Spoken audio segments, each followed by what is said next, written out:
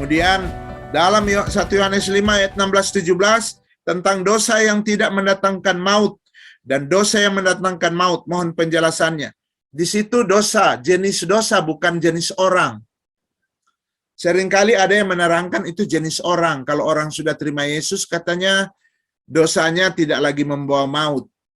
Apa yang dikatakan itu benar, tetapi ayat itu bukan menjelaskan itu. Ayat itu sedang menjelaskan tentang ada jenis dosa, di mana dosanya itu tidak membawa maut. Ada jenis dosa yang membawa maut. Terus apa maksudnya? Jenis dosa yang tidak membawa maut. Ingat, maut di sini sebenarnya konteksnya perjanjian lama. Ada jenis dosa di dalam konteks orang Israel yang hukumannya hukuman mati. Dan Yohanes bilang, kalau ada orang melakukan dosa yang memang hukumannya hukuman mati, aku tidak menyuruh lagi untuk mendoakan dia. Memang dia akan terima hukuman itu. Tapi kalau dia melakukan dosa yang hukumannya belum hukuman mati, berarti masih ada kesempatan dia untuk hidup. Doakanlah dia supaya dia bisa pulih. Itu 1 Yohanes 5. Bukan berbicara tentang jenis orang. Kalau dia sudah selamat, oh dia dosanya tidak membawa maut lagi, maut ke neraka. Memang itu benar begitu, bahwa orang yang sudah dalam Tuhan, dosanya tidak membawa dia ke neraka. Tapi konteks di situ tidak sedang membicarakan itu.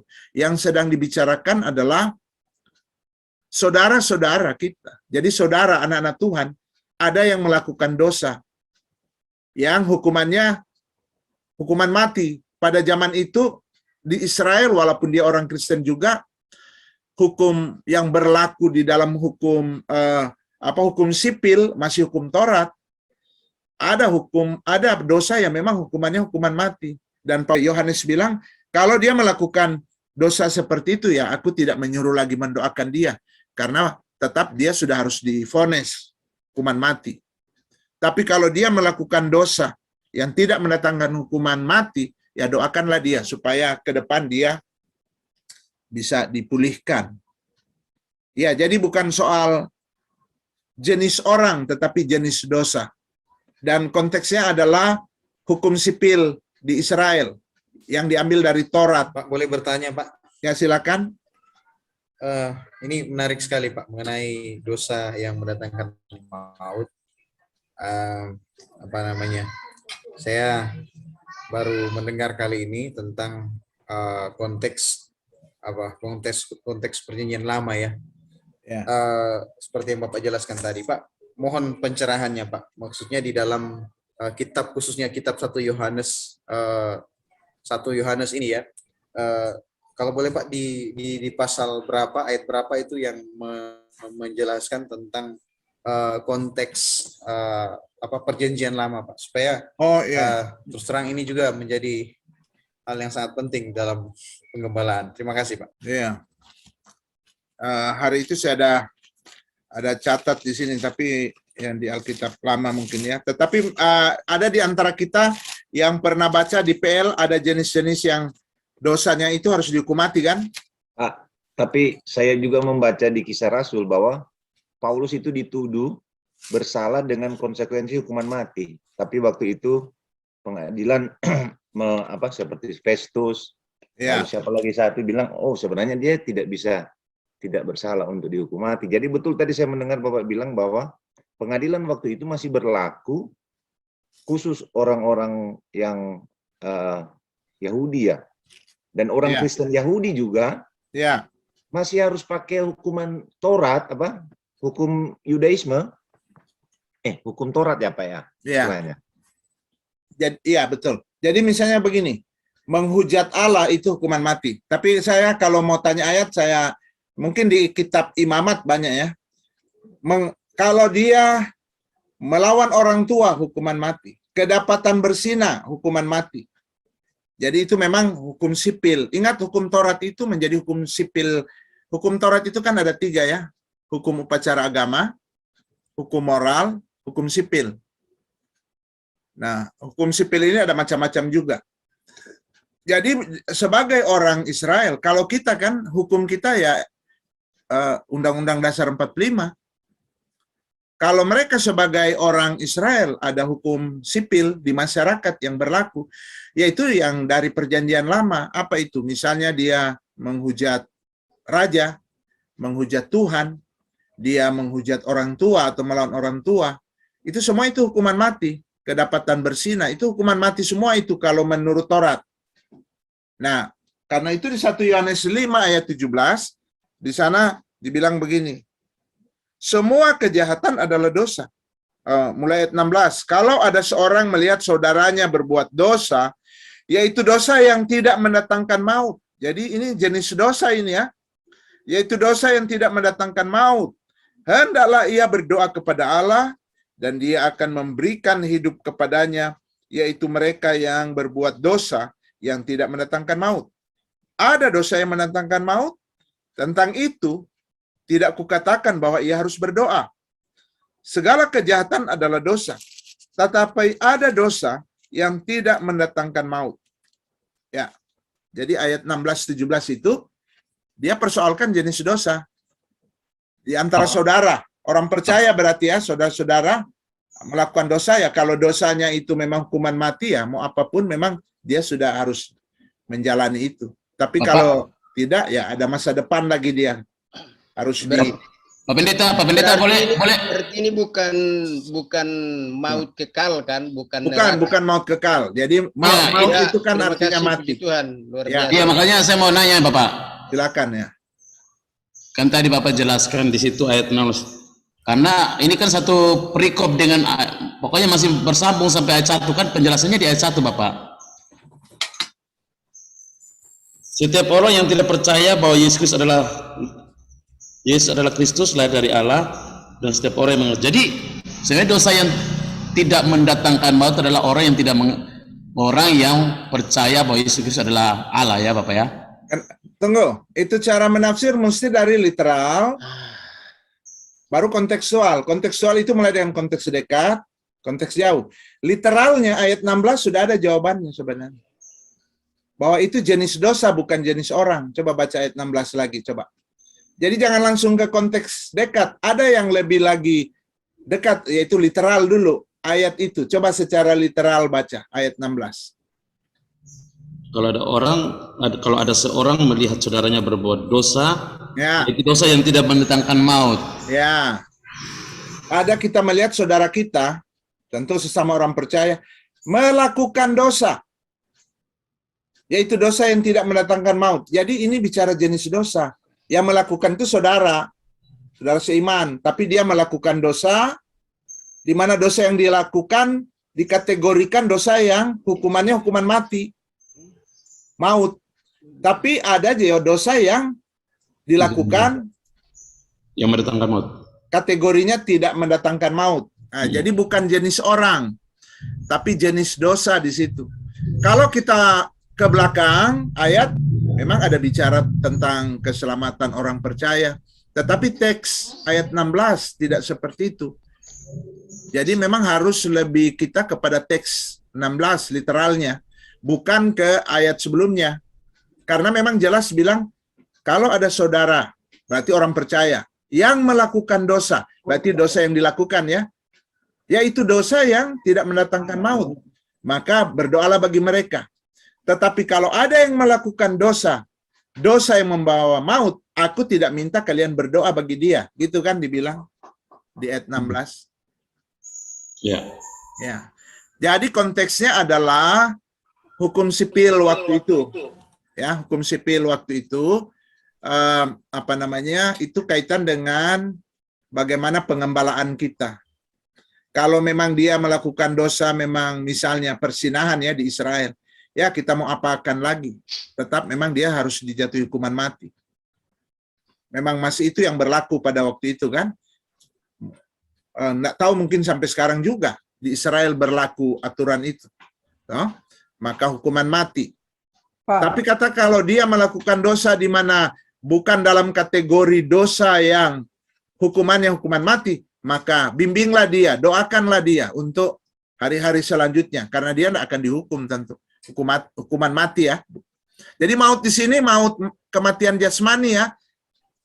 Tidak selalu maut itu adalah neraka ya. Misalnya Roma Pak, boleh, pasal Pak? 7. Siapakah yang dapat melepaskan aku dari tubuh maut ini? Termasuk Roma 6 ayat 23, maut di situ kalau kita lihat konteks juga bukan neraka. Meskipun ayat itu seringkali kita pakai kaitan dengan penginjilan.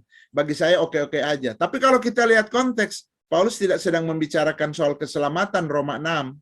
Jadi keselamatan itu cuma dari Roma 1 sampai Roma 5 ayat 11. Mulai ayat 12, Paulus sudah bicara topik tentang pergumulan orang-orang percaya melawan dosa. Nah, ketika Paulus bicara itu sampai ke pasal 7, dia bilang ketika aku menghendaki yang baik, yang datang jahat. Sampai itu dia meratap di pasal 7, siapakah yang dapat membebaskan aku dari tubuh maut ini? Baru Roma 8 dia jelaskan, Roh Kudus yang akan menolong kita. Jadi maut tidak selamanya kalau kata maut langsung kita pikir oh neraka. Enggak.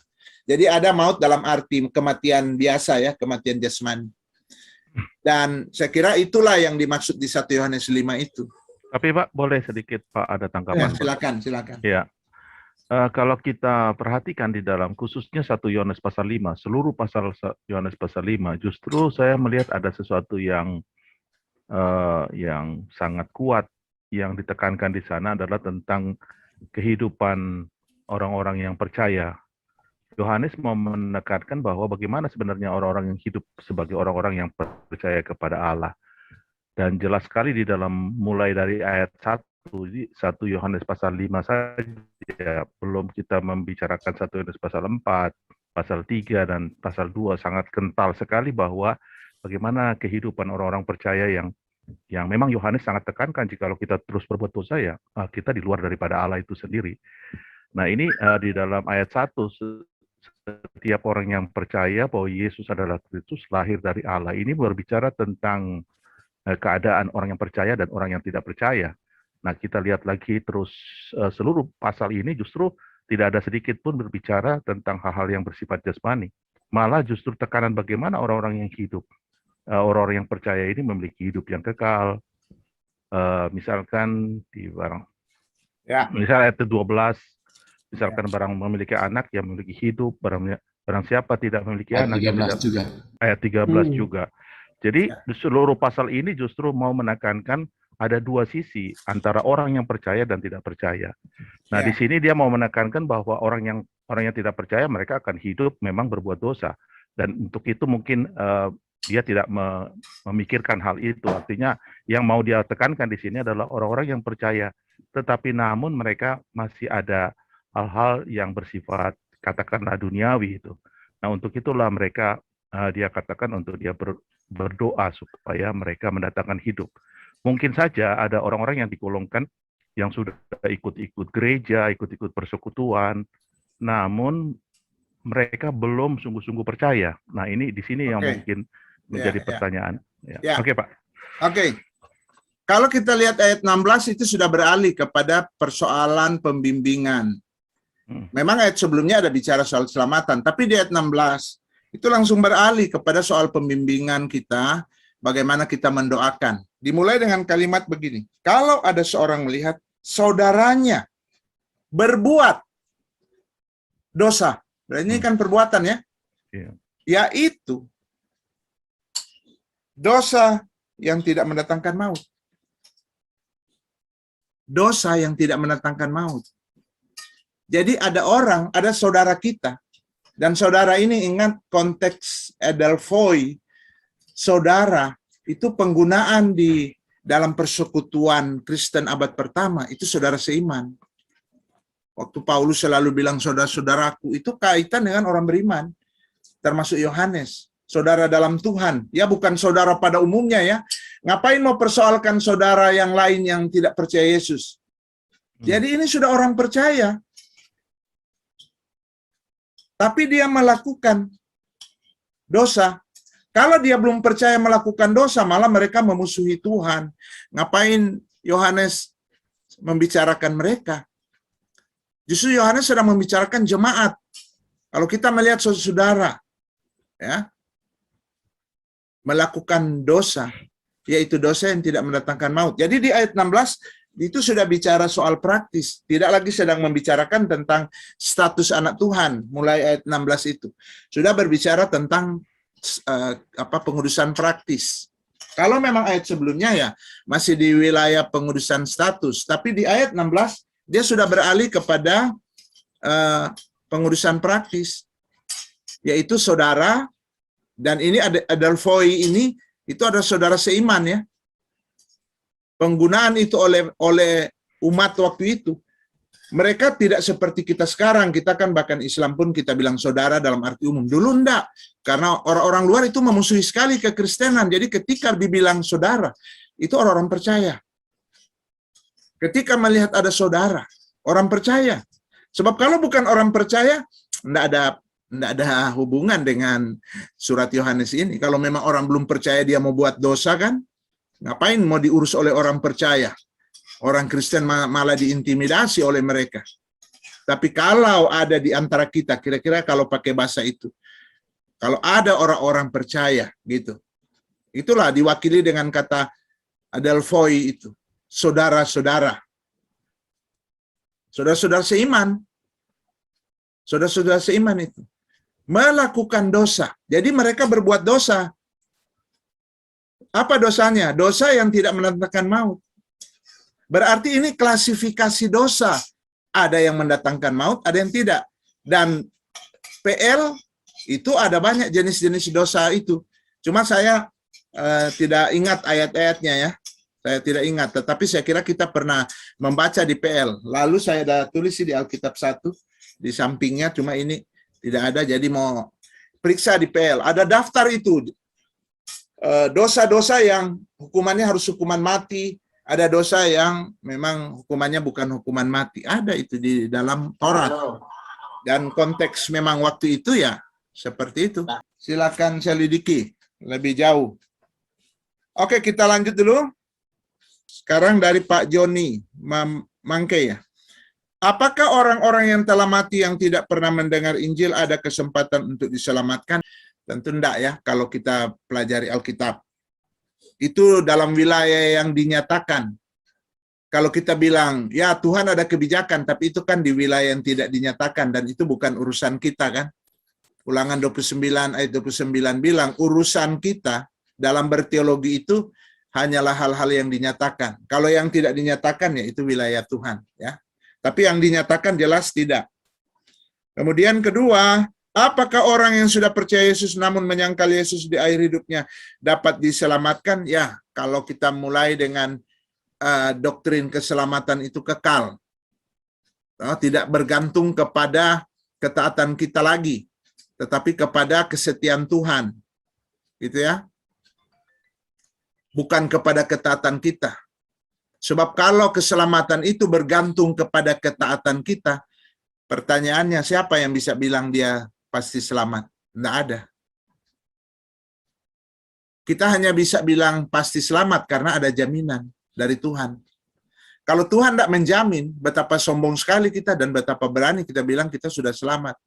Dan kalau kita tidak bisa pastikan bahwa kita sudah selamat, berarti kita sama aja juga dengan pengikut Mamat ya, yang cuma bilang insya Allah. Jadi kepastian dan jaminan itu satu paket. Ada orang ajarkan, terima Yesus pasti selamat. Tapi keselamatan itu bisa hilang. Kalau keselamatan bisa hilang, berarti kan tidak pasti namanya. Kita bisa bilang pasti karena ada jaminan. Nah itu yang disebut Yesus dalam Yohanes 10 ayat 28. Boleh tolong baca Yohanes 10 ayat 28? Bahwa kepastian dan jaminan 10, itu dirangkaikan dalam satu ayat. Yohanes 10 ayat 28.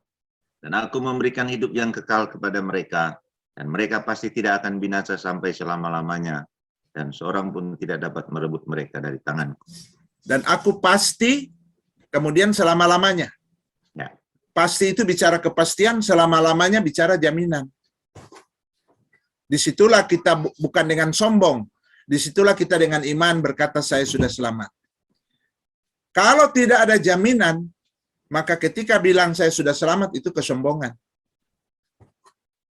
Tapi ketika Yesus bilang Dia telah menyelamatkan kita pasti selama-lamanya, ketika kita bilang saya yakin saya selamat, itu bukan kesombongan, tapi itu iman kepada janji Tuhan. Jadi beda di situ kesombongan dan janji dan beriman. Kalau Tuhan tidak janji dan kita bilang begitu, kita sombong. Tapi kalau Tuhan janji dan kita takut bilang begitu, itu tandanya kurang beriman. Tapi kalau Tuhan janji dan kita amini janjinya, itulah beriman. Jadi waktu saya bilang, saya pasti selamat, bukan kesombongan itu, tapi saya beriman kepada janji Tuhan. Tapi kalau Tuhan tidak janji bahwa keselamatan itu kekal, waktu saya bilang saya pasti selamat, itu kesombongan. Ya, jadi saya kira kita bilang pasti selamat karena memang Tuhan yang mengatakan itu, bahwa jaminannya kekal. Contoh Yohanes 10:8. Oke, kemudian bagaimana nasib Pak, bentar Pak. Ya, Pertanyaan tadi saya itu berangkat dari 2 Timotius 2 ayat 11 ya. 11 sampai ayat 12. ya. Jadi kalau begitu menurut Bapak bagaimana menjelaskan ayat itu? Jikalau kita tidak setia itu. Ya, kalau kita menyangkal dia akan menyangkal kita juga. Ya, coba ayat berikutnya kemudian. Yang mana? 2 Timotius 2. Ini, jika kita mati dengan dia, kita pun akan hidup dengan dia. Jika kita bertekun, kita pun akan ikut memerintah dengan dia. Jika kita menyangkal dia, dia pun akan menyangkal kita. Terus? Jika kita tidak setia, dia tetap setia, Iya, karena dia tetap tidak setia. dapat menyangkal dirinya. Ya.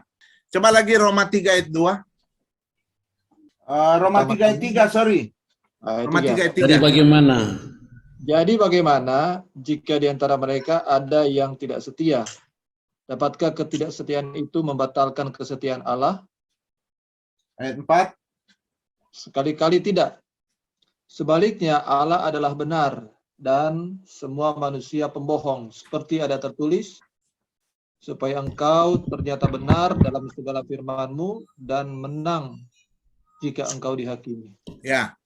Jadi kalau kita lihat soal penyangkalan, ya, siapa menyangkal? Apakah ini bisa arti yaitu memang menolak dari awal ya? Menyangkal di sini, menolak Yesus. Apakah bisa begitu? Atau yang dimaksud menyangkal ini dalam arti yang lain?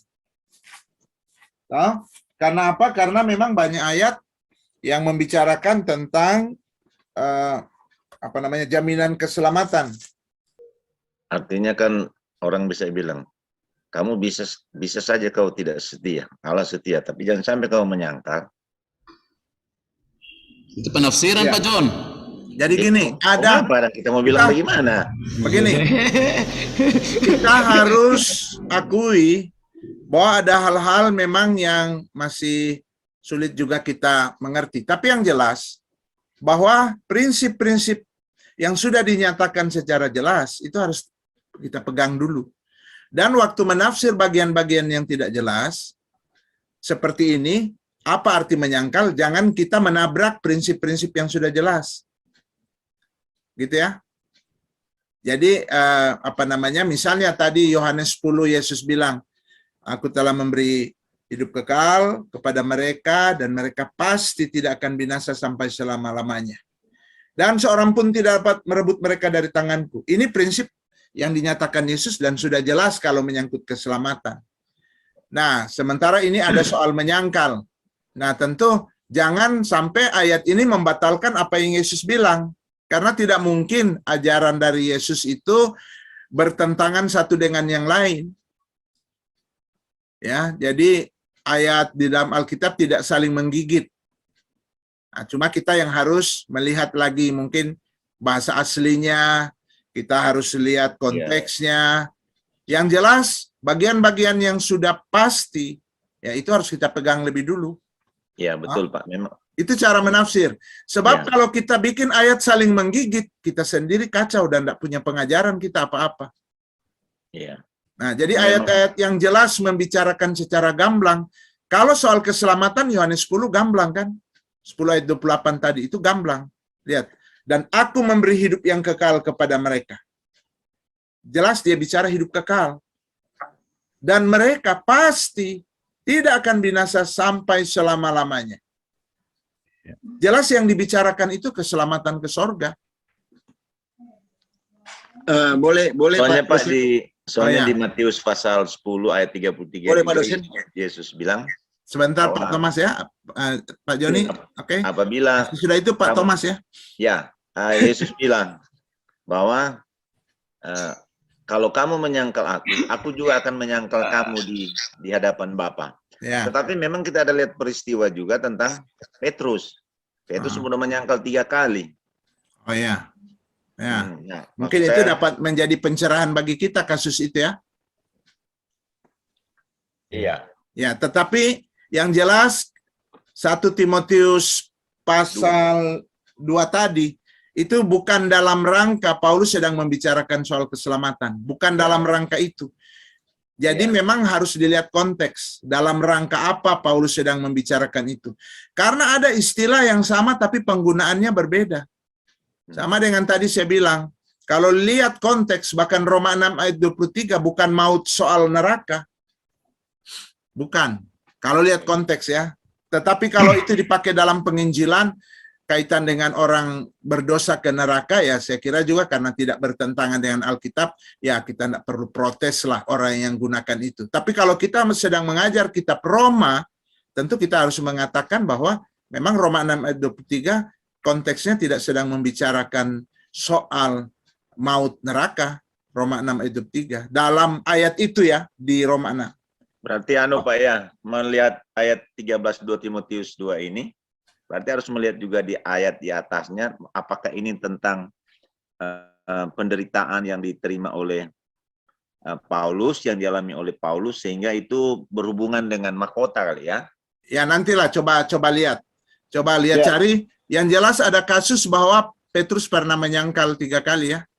Tapi Ya. oke lah, itu baru masukan kita juga dalam proses berteologi. Yang jelas saja saya mau katakan bahwa hal-hal yang sudah dinyatakan jelas, jangan kita jadi ragu, jangan kita bimbang, apalagi kita menggigit prinsip-prinsip sudah jelas dengan ayat-ayat yang sebenarnya kita masih belum jelas, masih perlu cari tahu.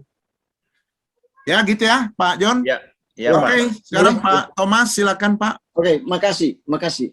Kenapa kita tidak melihat saja tentang keselamatan ini dengan konsep teologi dari gereja-gereja gereja-gereja reformasi, dengan mengambil teologi dari Calvin maupun Luther tentang sola gratia, sola fide, Ya, scriptura. Jadi keselamatan itu karena anugerah Allah, iya, keselamatan karena kasih Allah, dan Iya. karena firman Allah. iya. Jadi itu, jadi bicara keselamatan sehingga tadi kita tidak bukan manusia, tetapi itu pemberian Allah. Jadi dengan melihat konsep gereja reform, teologi Ya. gereja reform tentang sola gratia, sola fide, sola scriptura. Iya, Makasih. jadi ya makasih Pak Thomas. Jadi bahkan itu bukan hanya konsep reform, tapi itu memang konsep Alkitab, ya. Konsep Alkitab itu cuma pendekatan deduktif.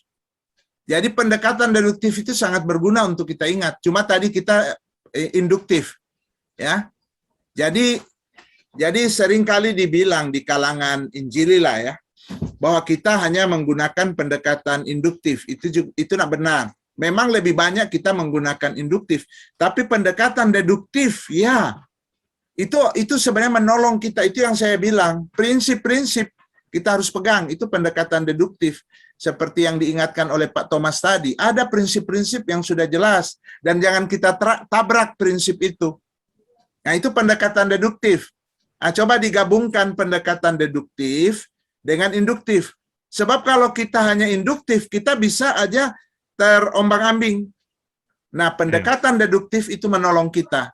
Karena tidak mungkin Alkitab menabrak prinsipnya sendiri, pilarnya sendiri yang sudah jelas dinyatakan. Ya, iya betul Ya. Pak. Saya tadi bertanya itu karena memang antisipasi kalau ada orang Oh iya, bertanya iya. kepada saya. Enggak apa-apa pertanyaan itu, tetapi disinilah kita mungkin tadi diingatkan juga Pak Thomas bahwa ada pendekatan juga satu, selain proses pendekatan induktif, kita melihat ayat demi ayat, melihat konteks, tapi ada pendekatan deduktif.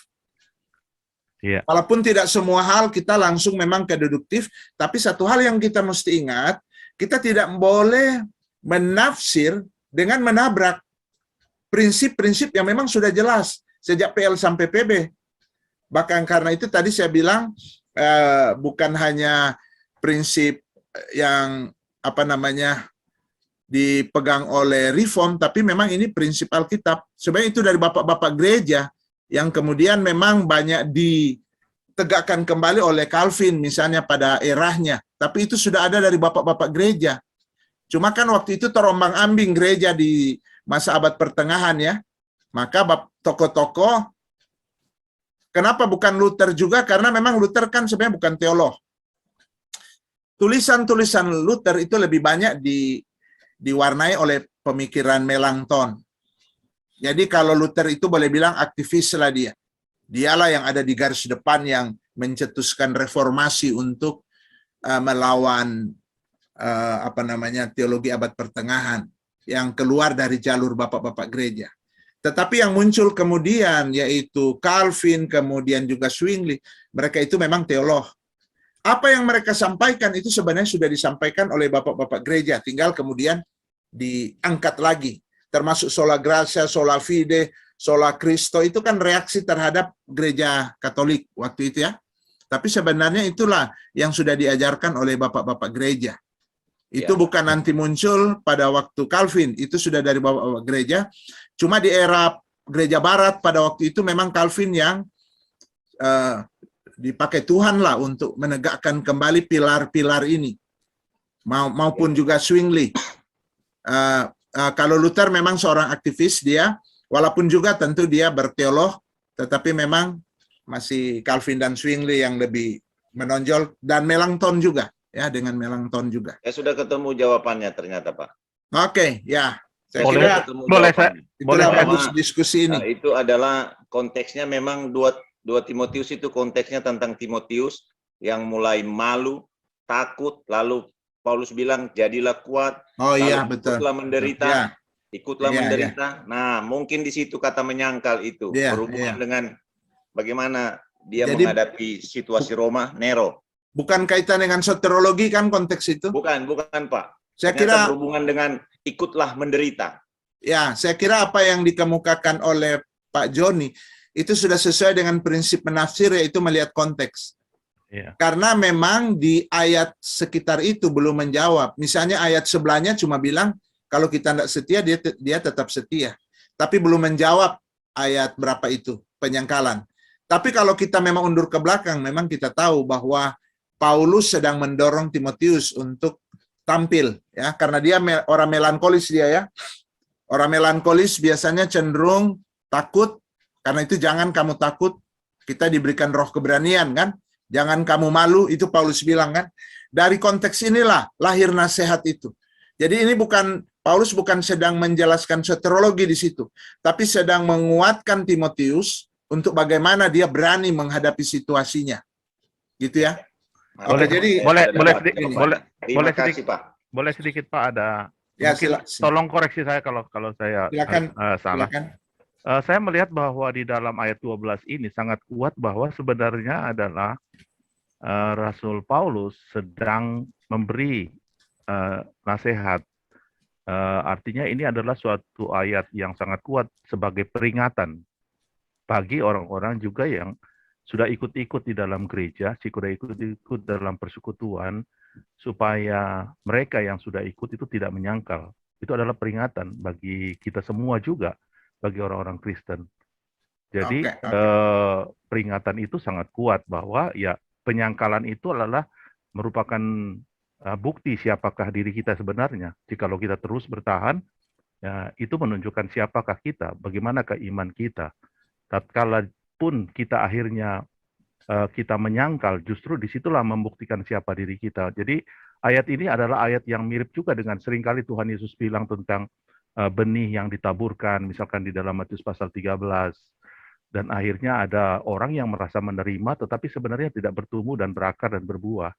Dan akhirnya ada 4 jenis itu di dalam benih yang terakhir itu, akhirnya ditaburkan di tanah yang baik dan akan berbuah 30 kali, 60 Ya. kali, dan 100 kali. Jadi ini menunjukkan bahwa banyak sekali orang-orang Kristen yang merasa dirinya bahwa mereka adalah orang-orang Kristen, tetapi sesungguhnya bukan Kristen sejati.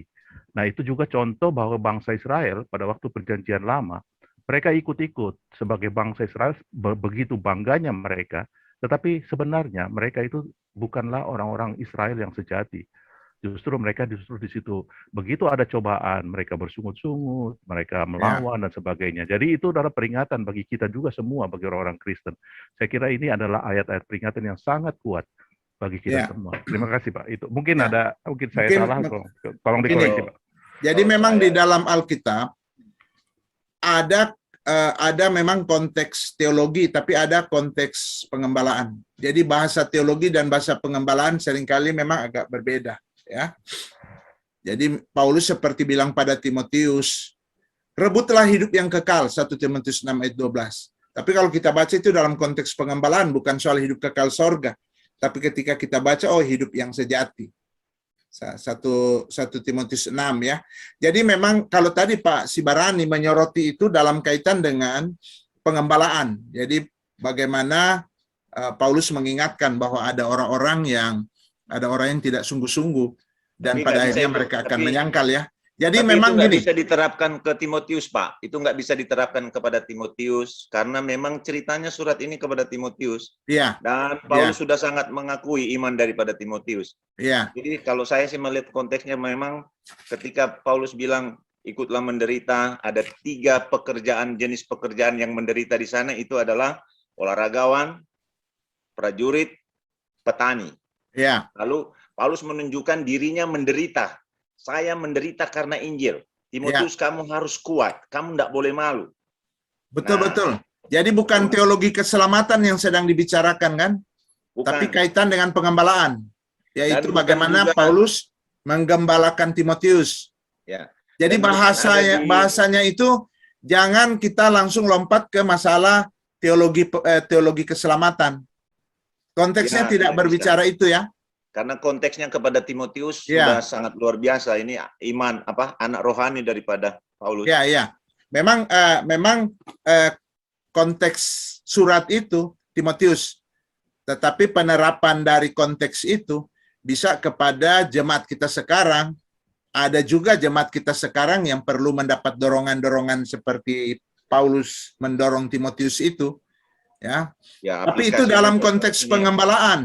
Jangan itu menjadi teologi keselamatan, soteriologi. Betul. Jadi konteks itu harus diperhatikan.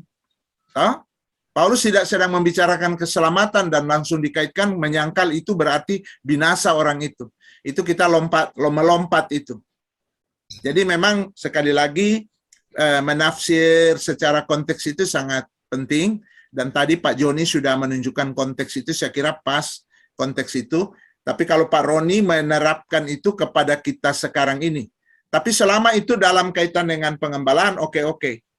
Ketika itu kita sudah hubungkan dengan teologi keselamatan, nah 1 Timotius 2 itu tidak sedang membicarakan keselamatan di sana. Ya, saya sebenarnya akan menabrak prinsip. Ya. Saya sebenarnya Pak tidak menyangkal bahwa keselamatan anugerah. Oh, enggak, bukan itu Pak Ron. Enggak. Tetapi Saya cuma dalam- menerapkan Ya. apa yang Pak Roni bilang, justru saya bilang itu kaitan dengan ya. Jadi enggak ke situ memang. Jadi tidak bertentangan juga dengan Pak Joni. Pak Joni bicara dari konteks kitabnya. Kalau saya lihat Pak Roni itu bagaimana konteks itu diterapkan pada konteks kita sekarang. Tapi itu bukan kaitan dengan soteriologi toh. Ya, Jadi bukan ke Pak Roni ya, bukan ke Pak Joni juga, tapi kepada kita semua. Bahwa ayat itu seringkali orang hubungkan dengan soteriologi. Padahal konteksnya bukan bicara soteriologi. Oke ya?